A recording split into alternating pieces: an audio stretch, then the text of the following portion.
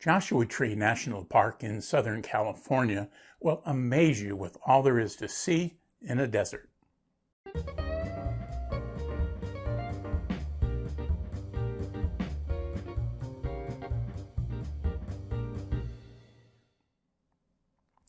Joshua Tree National Park is located in Southern California, just east of the greater LA area. Its southern border is just a few miles north of Interstate 10, and its northern entrances are near the towns of Yucca Valley, Joshua Tree, and 29 Palms. Our visit to Joshua Tree was the first week in March. March is peak season, and things thin out as temperatures rise in May. Summertime is unbearable to all but the most hardy desert dwellers.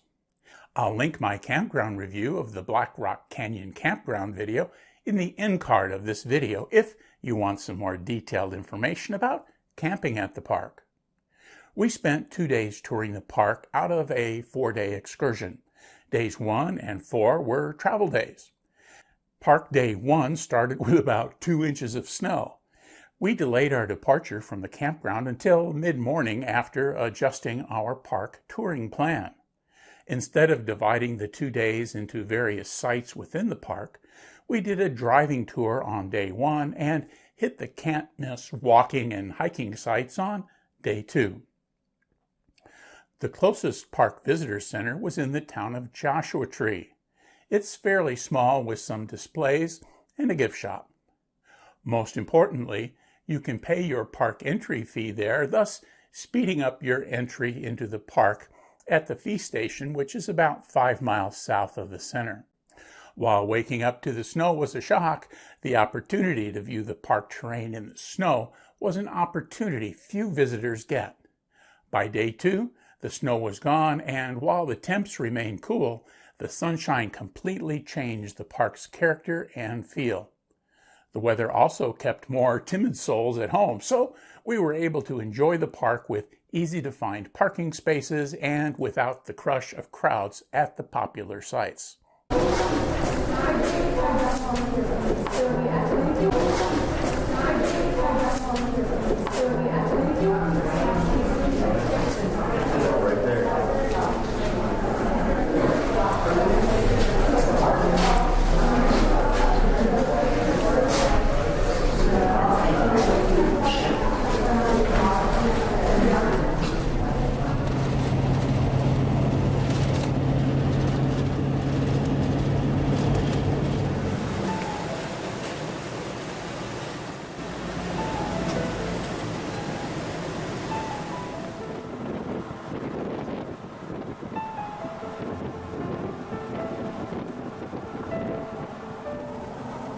The northern entrances to the park are in the Mojave Desert, which is higher and has less rainfall than the southern portion of the park, which is in the Colorado Desert.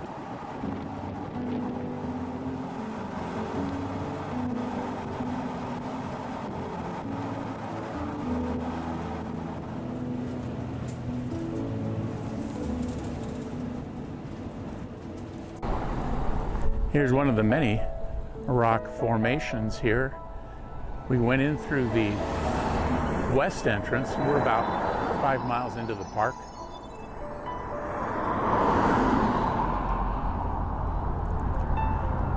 This road's been quiet for the last 10 minutes, and then all of a sudden, everybody in the park is coming by.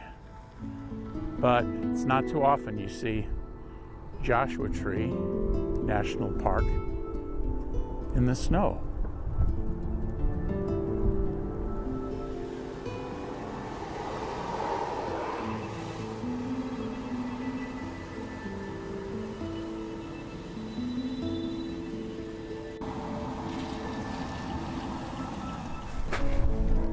This was labeled the Hemingway turnoff, and I'm sure unlike a day where the weather was cooperating, this parking lot would be full.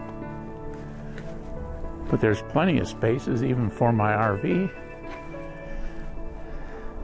It's probably in the mid-40s, and as you can see, all this beautiful snow on the ground really gives the park a very different appearance.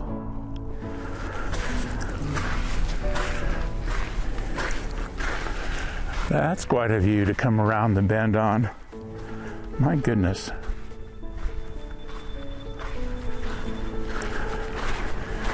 I can see a person up on the rocks.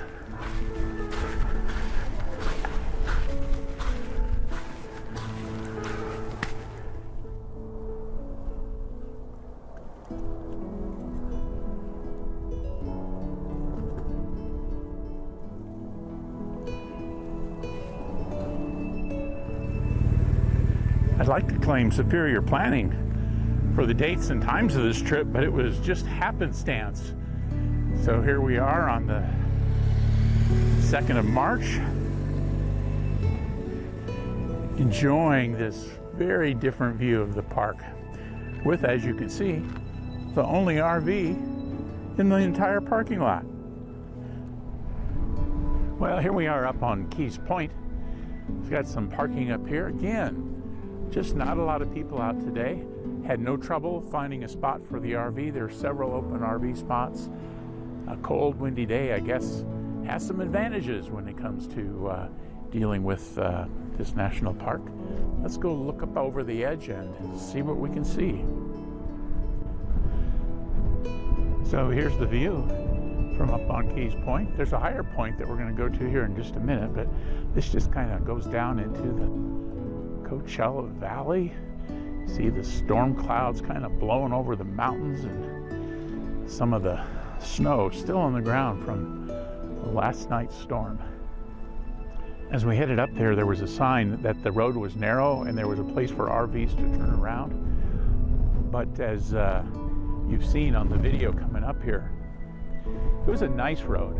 It was in good shape, plenty of room. I've got a Class C, so you know it's 100 inches wide and had plenty of room coming up here. So don't let that scare you if you're driving in an RV. Probably the biggest issue with an RV up here on a sunny, popular day would be finding a place to park.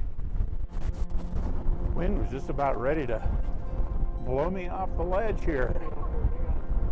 You can see down into the Cholla Valley, and way out there you can see the Salton Sea.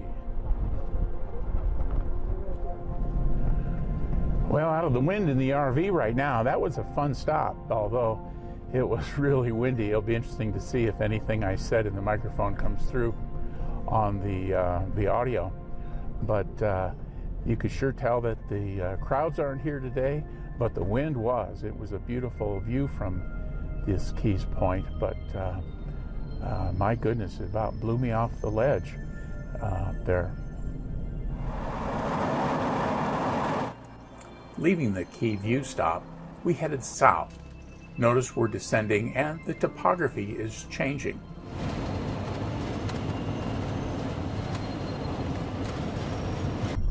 We're in the area of Jumbo Rocks. The campground is just a little bit behind us. And here are some of the Jumbo Rocks.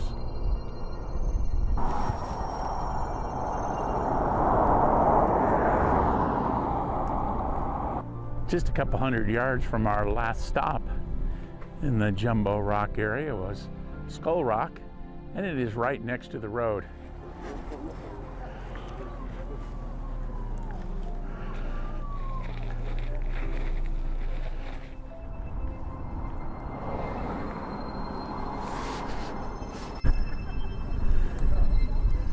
One of the popular spots in the south end of the park is the Cholla Cactus Gardens.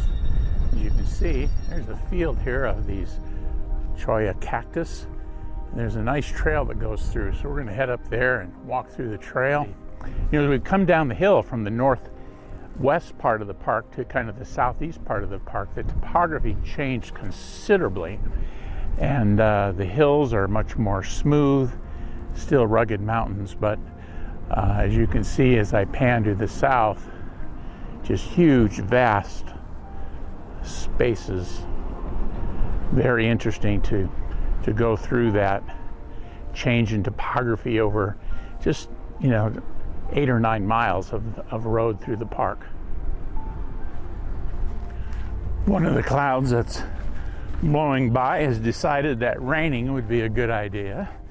So there's just a little bit of water in the air. Not too much.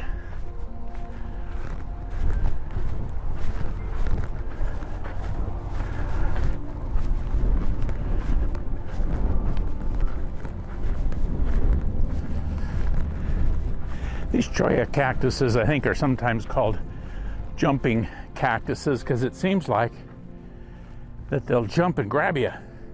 But each of these little needles on the ends of the Cholla are barbed, and they get nasty if you were to run into one or slip and so forth.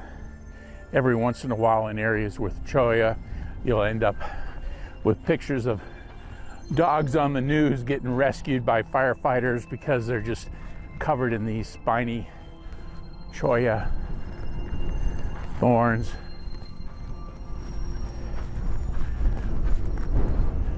But just amazing to have so many of them here in a relatively small area.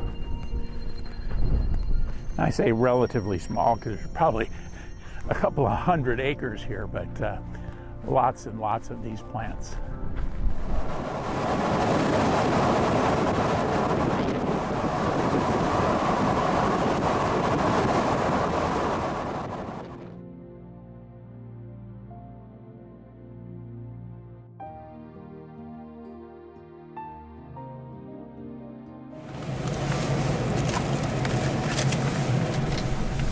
Well, this is the parking lot to the Hidden Valley picnic area. It's a big loop. You see it's got some bus and RV parking and a lot of parking for cars. There are a couple of vault toilets, and then down there in front of us is the picnic area. The Hidden Valley Trail starts at the north side of the parking lot right here, so we ended up parking right next to the trailhead and didn't even realize it. So that's the next destination.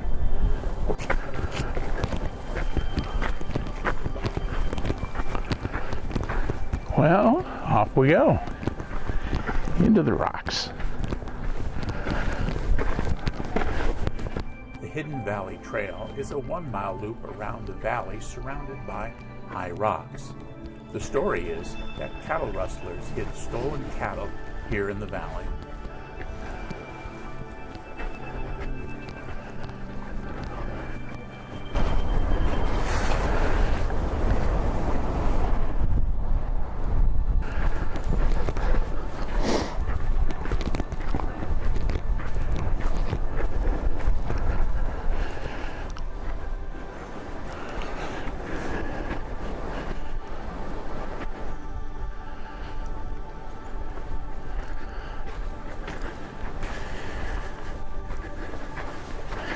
I think we're getting near the exit of this, heading back up the rocks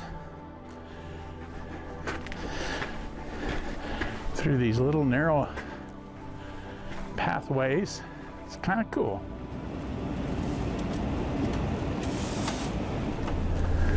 Well, here we are at the Barker Dam parking lot. It's just basically across the street from the Hidden Valley area that we were just at. We got here about 11:30, decided to stop for lunch and just finished that, and now we're thinking about doing all or some of the Barker Dam Loop Trail. It's about 1 mile. Should be good.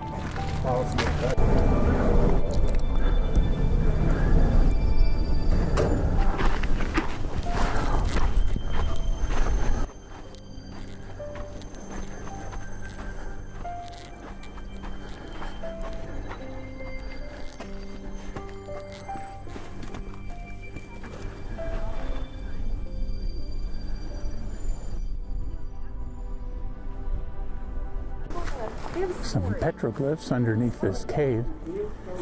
These aren't original, according to the park guidebook.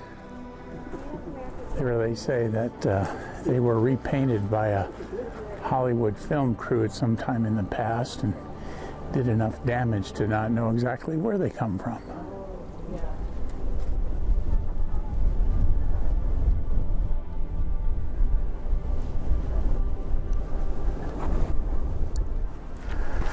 We ended up going around the Barker Dam loop clockwise, which meant we got to the dam near the end of the loop.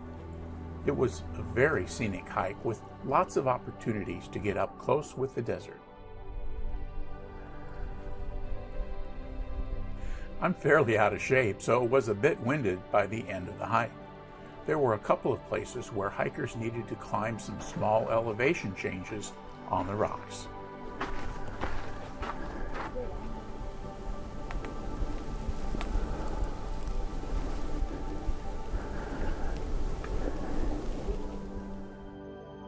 I hope you enjoyed this tour of Joshua Tree National Park, whether planning your own trip or just viewing the landscape from home.